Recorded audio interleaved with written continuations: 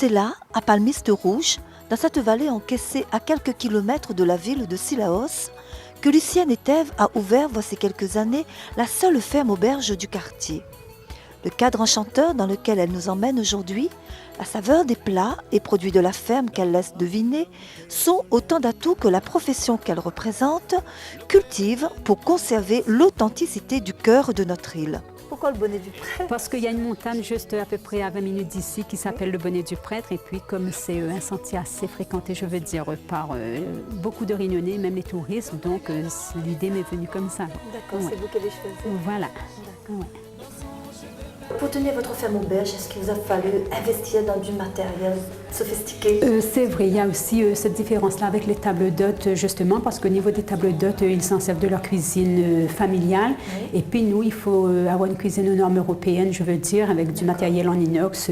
Enfin, c'est vraiment une cuisine comme dans la grande restauration, quoi. Ouais. Est-ce qu'il y a une spécialité qui a été créée par vous? La tarte au coco meringuée, oui. Là, il y a un bavarois au coco aussi où c'est très demandé, mais c'est assez varié aussi comme dessert. Donc là, vous pouvez trouver donc, la tarte au coco meringuée, la tarte aux papayes, la tarte à la banane. Qu'est-ce qu'il y a encore? Le gâteau patate, le gâteau chouchou, le fondant au chocolat. Enfin, je fais un peu de tout, quoi. Vous faites de la broderie aussi? Avant, je faisais la broderie, oui, mais comme j'aime bouger, donc la broderie, il faut rester sur place. Donc, c'est pas vraiment mon truc, quoi, oui. Donc, je faisais quand les enfants étaient petits, justement, il fallait s'occuper d'eux pour passer le temps. Donc, c'était la broderie. Mais je n'aimais pas vraiment faire ça, quoi. D'accord. Vos journées sont organisées comment quand vous avez un gros groupe? Donc, en général, les groupes, c'est plus le samedi et le dimanche. Donc, c'est réservé beaucoup à l'avance. On travaille de nuit parce que comme je fais la cuisine, pour ainsi dire, toute seule, donc il y a mon mari qui, je veux dire, qui tue les canards, les poulets. Mais après, pour la préparation, donc depuis, comme on dit, A à Z, c'est moi parce que c'est mon domaine. Je ne veux pas que personne d'autre touche. Donc là, il faut travailler de nuit et puis... Mais c'est comme je vous dis, c'est que le week-end, donc après le lundi, donc on ferme, on a le temps de se reposer, on recommence après, voilà, oui.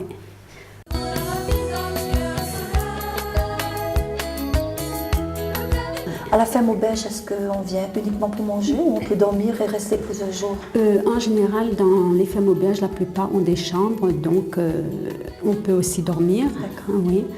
Et puis, quand les gens viennent, c'est plus, enfin, je veux dire surtout ici, c'est plus pour le cadre, le calme, et puis ça change un peu du stress de la ville. Bien sûr.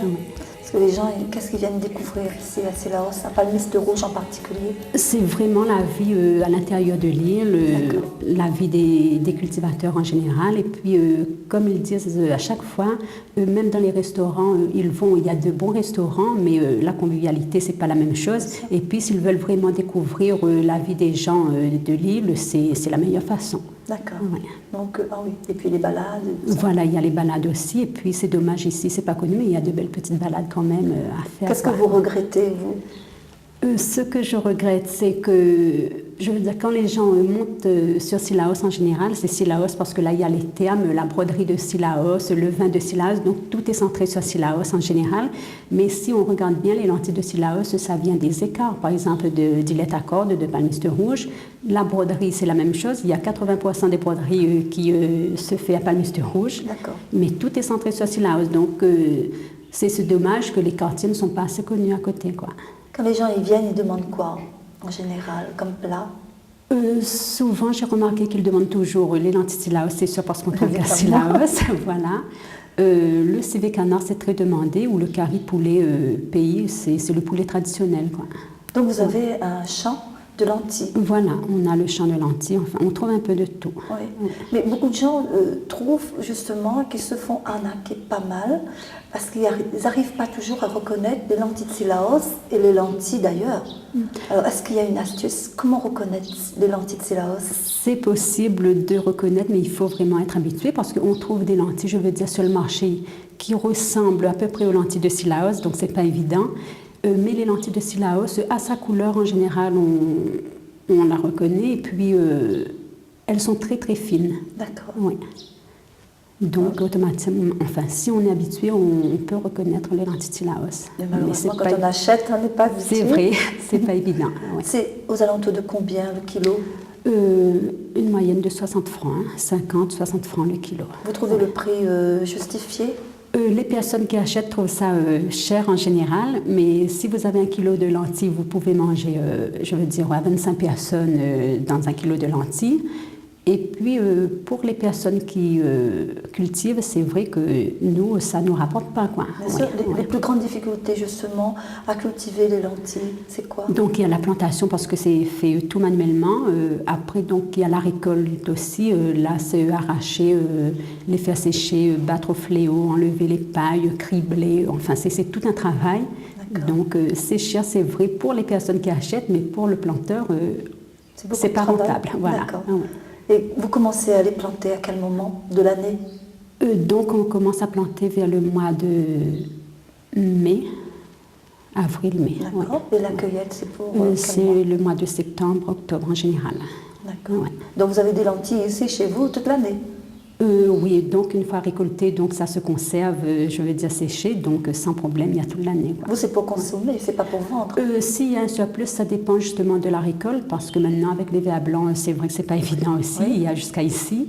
Donc, des fois, on vend le surplus, je veux dire, sur place, mais on garde la consommation pour la ferme auberge toute l'année, quoi. Votre mari travaille en ce moment? Oui, donc il est dans le champ des lentilles, il enlève les mauvaises herbes.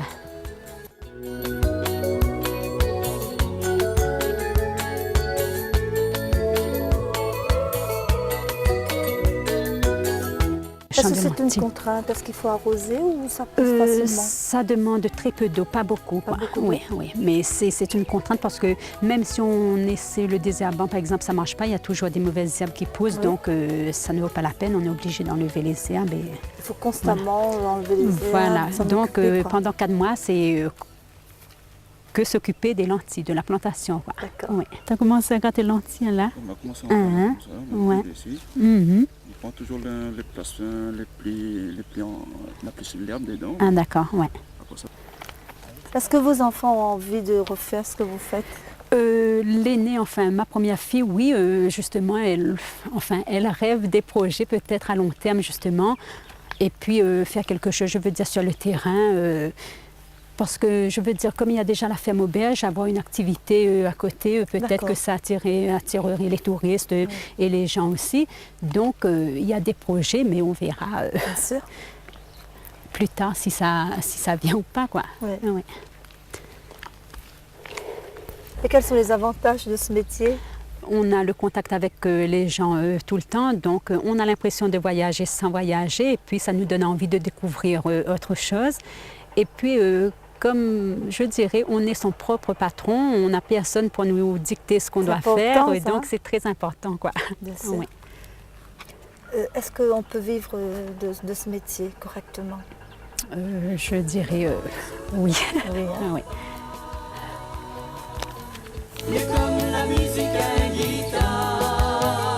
Est-ce qu'on peut trouver chez vous du vin de Cilaos? On trouve aussi en petite quantité, mais il y en a aussi. Oui. Fabriqué maison? Fabriqué maison. Tout est fait maison. D'accord. Oui. Vous vous occupez des vendanges aussi? Donc là, c'est aussi le travail de mon mari. On n'en a pas beaucoup, mais donc ça se passe en général le mois de janvier-février. Oui. Mais le vin est fait de manière traditionnelle. Et puis c'est l'ancienne variété Isabelle, justement, qui est en voie de disparition sur Cilaos. Parce qu'il y a d'autres, avec les nouveaux chais de Cilaos, il y a d'autres variétés qui prennent place. Et puis là, c'est un bon vin de table, apparemment. Vous faites partie d'une association? Quelle est cette association et quel est votre rôle dans cette association? Donc, comme les fermes auberges, c'est à La Réunion, je veux dire, on a une association qui s'appelle l'association Bienvenue à la ferme. Donc, au niveau national, dans toutes les régions, il y a justement une association qui regroupe toutes les fermes auberges. Et donc, on se retrouve une fois par mois pour faire une réunion de travail, pour voir s'il y a toujours... Enfin, des fois, on fait des voyages justement à l'extérieur de l'île et tout, donc on met tout en place et puis voilà. Et puis, je suis aussi trésorière de cette association. Est-ce que ça vous prend beaucoup de votre temps? C'est une journée par mois, je veux dire, pour les réunions de travail. Donc, sur 365 jours, c'est pas beaucoup. C'est pas beaucoup. Et puis, il faut prendre le temps et ça nous permet de nous rencontrer aussi et puis de sortir un petit peu de temps en temps. Bien sûr. Ouais. Vous vous occupez de votre ferme auberge, vous êtes trésorière dans une association. Est-ce que vous avez le temps de faire autre chose? Comme on dit, il faut toujours prendre le temps. Sinon, si on regarde son travail, on n'a pas le temps, quoi. Donc, je prends un temps, je veux dire, tous les soirs, comme j'aime bien faire la course à pied. Le soir, je veux dire, entre 5h30 et 6h30. Donc, là, automatiquement, je vais aller courir. Sauf le week-end, c'est impossible, mais au moins 4 fois par semaine, je vais essayer de faire ça. Des fois, quand, je veux dire, il y a des périodes de creuses aussi. Donc, là, je profite pour faire des grandes randonnées et tout, parce que j'aime bien ça. Et puis, voilà. Vous êtes inscrite dans un groupe? Vous marchez avec d'autres personnes? Pas du tout, non. Donc, il y a ma fille, donc, des fois, elle participe à des crosses de montagne, des trucs comme ça. Donc, on court ensemble, je veux dire. Des fois, comme elle s'entraîne, donc, je l'accompagne aussi en même temps. Et voilà. Mais moi, c'est pour le plaisir. Ouais. Des fois, on sort justement parce que c'est bien de travailler, mais comme on dit, il y a un proverbe qui dit justement, il faut travailler pour vivre, mais non vivre pour travailler. Donc, il faut justement essayer de voir les choses de cette manière et puis de prendre un peu de temps pour soi, quoi. C'est votre devise? Voilà, exactement.